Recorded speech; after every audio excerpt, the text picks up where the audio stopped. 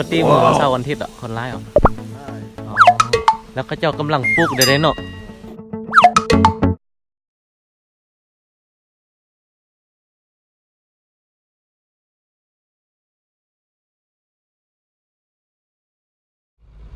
สมัยแล้วไปกินก่อนจีก็ละแยงตรงตัดอันน่ะห้อยขั้วหรือว่าสวนดอกไม้ว้าวนี่เนยเดี๋ยวรอดท่าเรือแหละท่าเรือฝากมาหลวงพระบางจิกคำยอกดำฝากเซ็งเมียนเวลาว่างเนี่ยสิเลยอันน่ะยอกละเดี๋ยวสมเด็จก่อน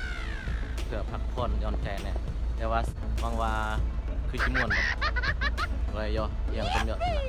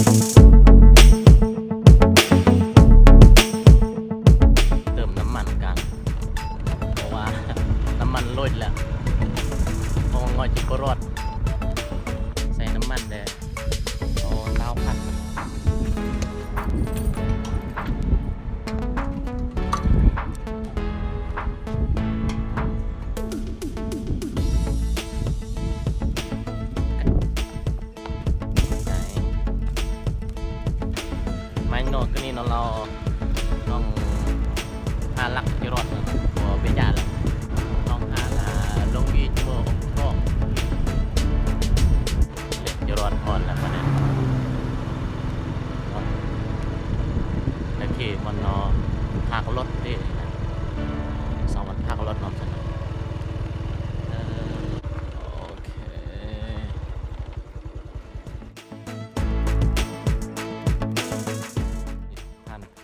ยางยอดีนะยี่กี่จะมาตูบมันนอพักพร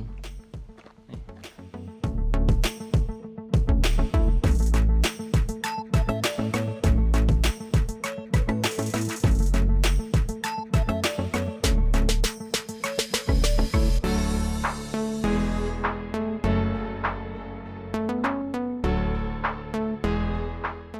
่วนดอกไม้ที่มือลงดีเลย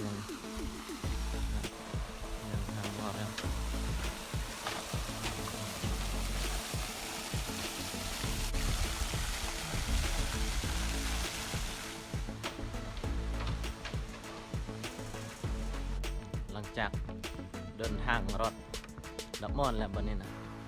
ใช้เวลาประมาณ20 ปลายนาทีแต่ว่าก็นี่กำลังย่างอยู่ตามงอโอ้ยรถแล้วบัดนี้นะเบลีย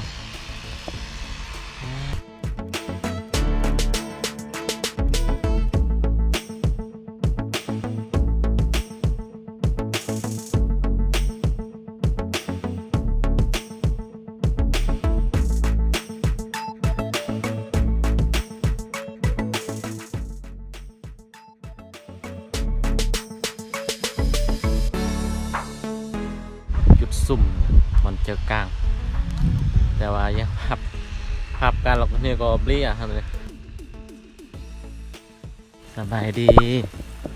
นะปกติมือวันเสาร์วันอาทิตย์อ่ะคนไล่อ่ะ ได้ อ๋อแต่มื้อนี้เราคือว่าบ่ค่อยไล่เนาะ ได้ปัญหา อ๋อแล้วก็เจ้ากำลังปลูกได้เนาะอันนี้ยังบ่ได้เต็มอันน่ะดินเถื่อ อันนี้5 อ๋อบ่ได้ข้าวยาวอ่ะย่างเถื่อโอ้นี่กำลังซอกหาอยู่น่ะโดยโอเคเดี๋ยวหนึ่งก็สิไปพุ่นซั่นนะเดี๋ยวไปทางนี้ก่อนซั่นน่ะ ลูกกระจอกเทศก็มี โดยเราอ่ะมาพากเป็นรึงว่างแน่แล้วก็นะมาหยกยุ่งมาสั่งกระต่ายยี่กี่มาหารอาหารอย่างนี้นะโอ้มือตะกี้มันนอนแล้วนะย่างเคลื่อนนะจุดสมิวนะย่างซอกว่าขึ้นนะ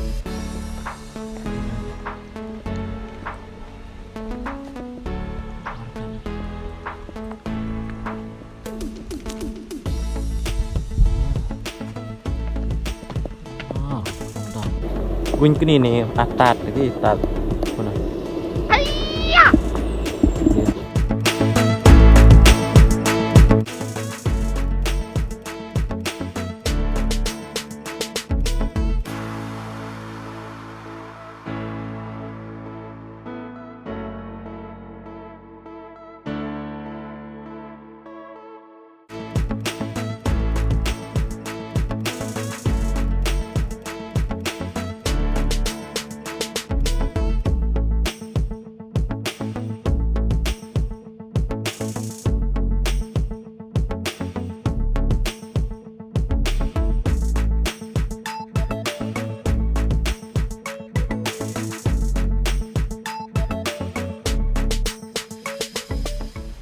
orang yosop on ke krem tu an ngut at koi thai hup kon พอว่าพอถ่ายหุบก่อนเรียบมันหมดเพราะว่าซอกมันก็คุยเด็ดก็เห็นไหมว้าว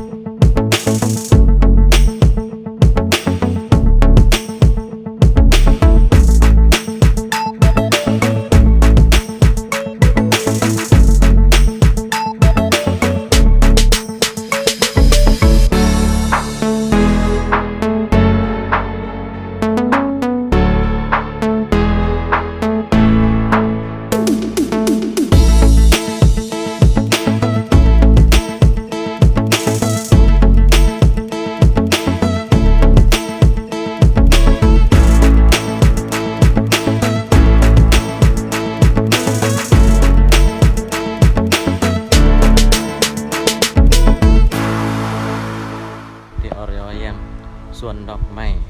ดะทัดหิขวดแหละเพราะว่าเบลียสมเมื่อจูย่อจูแย่งก็ย่อแย่งเด้อท่านนะบอกไปจ่าดอกจากหลวงพระบางรถมาหมอนส่วนดอกไม้เนาะประมาณ20 กิโลเมตรนี่แหละ